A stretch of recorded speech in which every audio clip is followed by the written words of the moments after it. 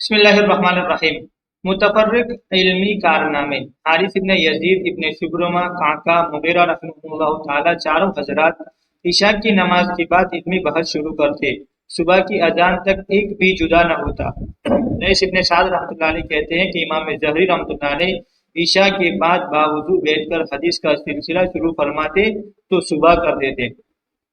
دراورتی رحمۃ اللہ علیہ کہتے ہیں کہ امام ابو حنیفہ رحمۃ اللہ علیہ اور امام مالک رحمۃ اللہ علیہ کو میں نے دیکھا کہ مسجد نبوی میں عشاء کے بعد سے ایک مسئلے میں بحث شروع فرماتے، اور وہ بھی اس طرح کہ نہ کوئی طعن و تشنیع ہوتی نہ تغلیر، اور اسی حالت میں صبح ہو جاتی اور اسی جگہ صبح کی نماز پڑھتے۔ ابن فرات بغدادی رحمۃ اللہ علیہ ایک محدث ہے، جب انتقال ہوا تو 18 صندوق کتابوں کے چھوڑے، جن میں سے اکثر خود اپنے قلم کی لکھی ہوئی تھی، اور کمال یہ کہ محدثین کے نزدیک صحت نقل اور عمدگی ضبط کے اعتبار سے ان کا لکھا ہوا حجت بھی ہے، دلیل ہے۔ ابن جوزی رحمۃ اللہ علیہ مشہور محدث ہے، 3 سال کی عمر میں باپ نے مفارقت کی، یعنی باپ کا انتقال ہو گیا۔ یتیمی کی حالت میں پرورش پائی، لیکن محنت کی یہ حالت تھی کہ جمعہ کی نماز کے علاوہ گھر سے باہر نہیں جاتے تھے۔ ایک مرتبہ ممبر پر کہا کہ میں نے اپنی ان انگلیوں سے 2000 جلدیں لکھی ہیں، 250 سے زیادہ خود ان کی اپنی تصنیفات ہیں، کتابیں لکھی ہوئی ہیں۔ کہتے ہیں کہ کوئی وقت ضائع نہیں جاتا، 4 جز روزانہ لکھنے کا معمول تھا۔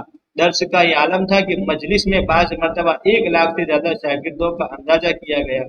عمرا، وزراء، سلاطین تک مجلس درس میں حاضر ہوتے تھے۔ ابن جوزی رحمۃ اللہ علیہ خود کہتے ہیں کہ 1 لاکھ آدمی مجھ سے بیعت ہوئے اور 20,000 میرے ہاتھ پر مسلمان ہوئے۔ ان سب کے باوجود شیعوں کا زور تھا، اس وجہ سے تکلیفیں بھی اٹھانا پڑی۔ احادیث لکھنے کے وقت میں قلموں کا تراشا جمع کرتے رہتے تھے۔ مرنے کے وقت وصیت کی تھی کہ میرے نہانے کا پانی اسی سے گرم کیا جائے۔ کہتے ہیں کہ صرف غسل میت کے پانی گرم کرنے ہی کے لیے کافی نہ تھا، بلکہ گرم کرنے کے بعد بچ بھی گیا تھا، اتنی قلم استعمال کی گئی تھی۔ یحییٰ ابن معین رحمۃ اللہ علیہ حدیث کے مشہور استاد ہیں، کہتے ہیں کہ میں نے اپنے ان ہاتھوں سے 10 لاکھ حدیثیں لکھی ہیں۔ ابن جریر طبری رحمۃ اللہ علیہ مشہور مورخ ہیں، صحابہ رضوان اللہ تعالی علیہم اجمعین اور تابعین رحمہم اللہ کے احوال کے ماہر۔ 40 سال تک ہمیشہ 40 ورق روزانہ لکھنے کا معمول تھا۔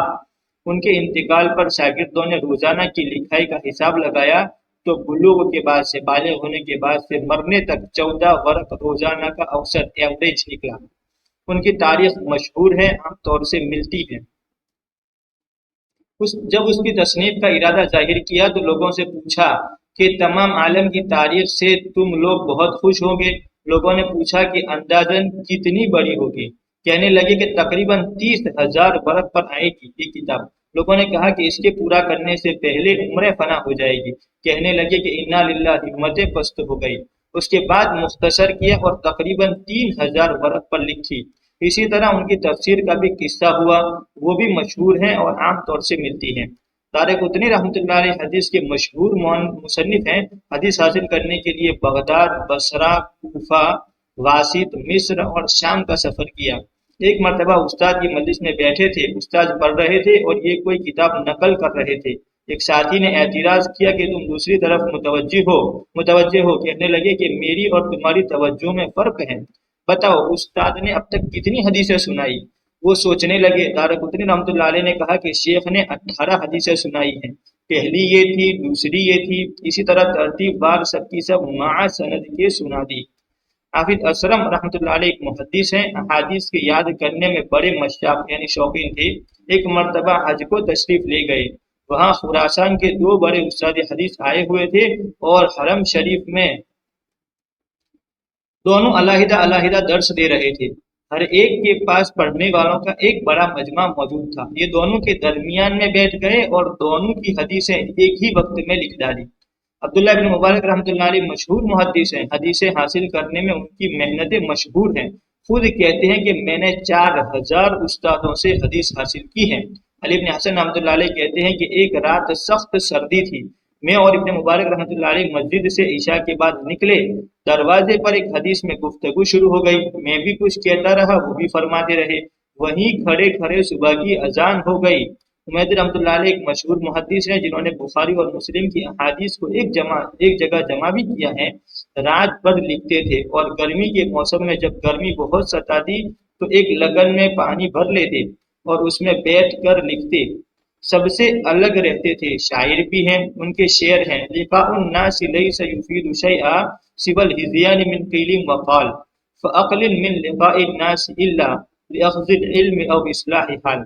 जिसका तर्जुमा हजरत लिख रहे हैं कि लोगों की मुलाकात कुछ फायदा नहीं देती बजुज कीलो काल की बकवास के, इसलिए लोगों की मुलाकात कम कर, बजुज इसके कि इल्म हासिल करने के वास्ते उस्ताद से या इस्लाह नफ्स के वास्ते किसी शेख से मुलाकात हो।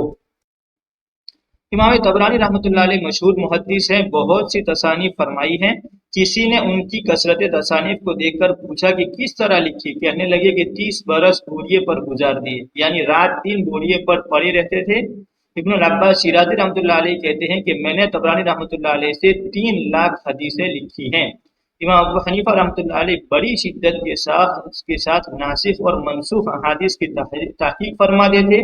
कूफा जो उस जमाने में इल्म का घर कहलाता था, उसमें जितने मुहद्दिसीन थे सबकी अहादीस को जमा फरमाया, और जब कोई बाहर से मुहद्दिस आते तो शागिर्दों को हुक्म फरमाते कि उनके पास कोई ऐसी हदीस हो जो अपने पास न हो तो उसकी तहकीक करो। एक इल्मी मजलिस इमाम साहब रहमतुल्लाह अलैह के यहाँ थी, जिसमें मुहद्दिस फकीह अहले लुगत का मजमा था। जब कोई मसला दरपेश होता तो उस मजलिस में उस पर बहस होती, और बाज मर्तबा एक एक महीना बहस रहती। उसके बाद जब कोई बात तय होती तो वो मजहब करार दी जाती और लिख ली जाती।